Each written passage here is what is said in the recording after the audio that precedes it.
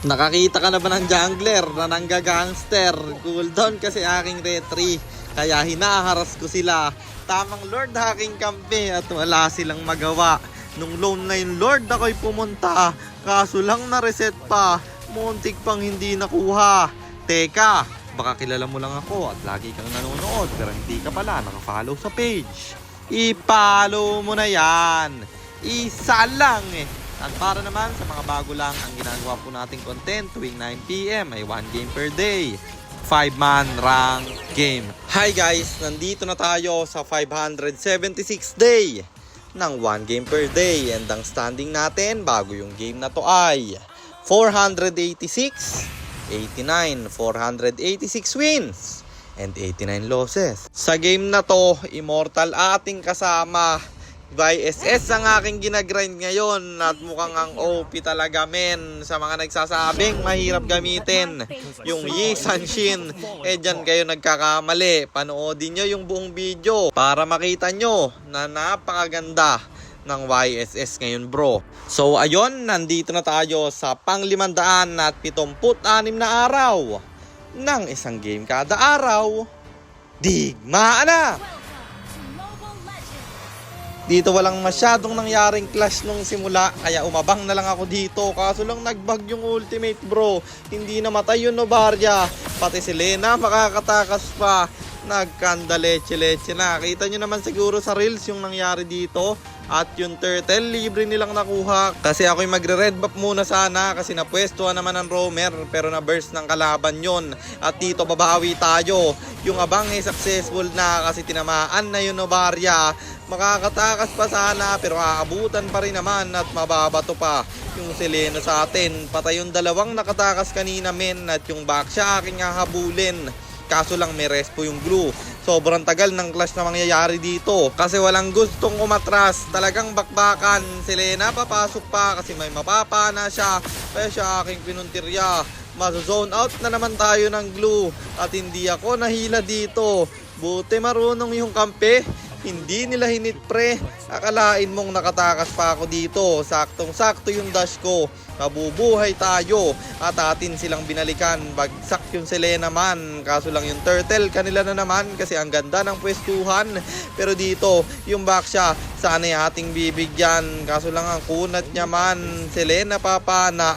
Tayo'y nahihirapan. Johead pa yung nabigyan. Lamang yung mga kalaban sa pwestuhan. Pero tayo makakakuha. Kasi retrigads yan man. At sinabihan ko yung Vexana na back siya puntiryahin kasi wala siyang magic resist men. Kaso sila'y tuloy-tuloy lang. Ayaw magpaawat. Kami hirap na hirap. Na-predict ko na nandun yung back siya. Makaka-out siya. Pero sa top lane may nangyaring clash. Kaya sumalisi tayo sa gitna. At may clash na naman magaganap sa riverside. Bagsak yung badang. Isusunod pa nila yung Johead. At kami kulang ng dalawa. Pero aasim sila. Glue nang mamamatay at hahabulin ko yung Selena men. Mare-retry at siya magpi-flicker. Kaso lang cooldown na retry natin doon. Ang ginawa ko na lang sinone out ko yung kalaban. Wala silang nagawa man. Binurse ng kampi yung Lord at pumunta ako nung patapos na. Muntik pa talaga tong naagaw guys. Kasi na-reset pa naman at buti na lang nalasit pa rin. Kung pumunta agad yung kalaban men, kanila yung Lord na yon. Pero hindi. At sa top lane, tayo'y makakabasag. Back siya depensa pa. Ayun mababato yung Selena.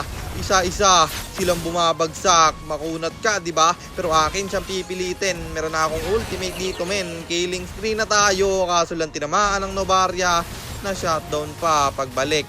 Ibe-burst sana namin yung Lord. Pero nireset na lang kasi ang ganda ng pwesto ng mga kalaban. Solid yung tama ng ultimate ko. Dalawa mamamatay bro. At pwede nang irekta to sa gitna. Hahabulin ko pa yung Novaria. Baka siya hindi makauwi sa Vexana. May isang minion na natira at kami nag-tower na. Kaya natapos ang laban at panalo na naman tayo. And ang standing na natin ay 487, 89, 487 wins and 89 losses. Mythical Glory 53 stars na tayo.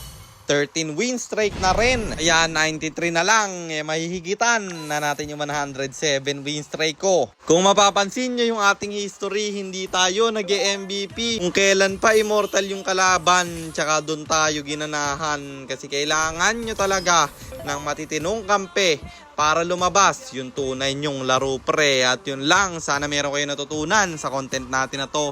Kung meron man, pakishare lang. Then after nyo i-share, mag-comment rin kayo ng pa-shoutout para ma-shoutout ko kayo sa mga next nating content. At i-comment nyo na rin ang inyong mga katanungan kasi baka malay mo sa next nating content, comment mo naman ang mapili ko. At kung nagustuhan nyo yung item at emblem na gamit ko sa game na yon, eto yon: Tough Boots, War Axe, Endless Battle, Blade of Despair, Malefic Roar, Winter Crown, or Immortality.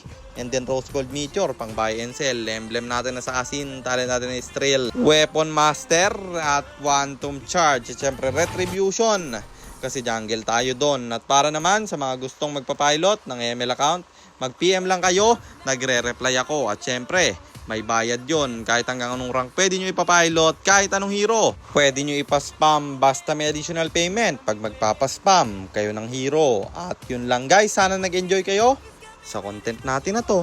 At shoutout sa iyo Mago, kay Jamel Espinola, kay General NVN at kay Aljon. Maraming salamat sa inyong suporta. Ingat kayo palagi. God bless. Paalam.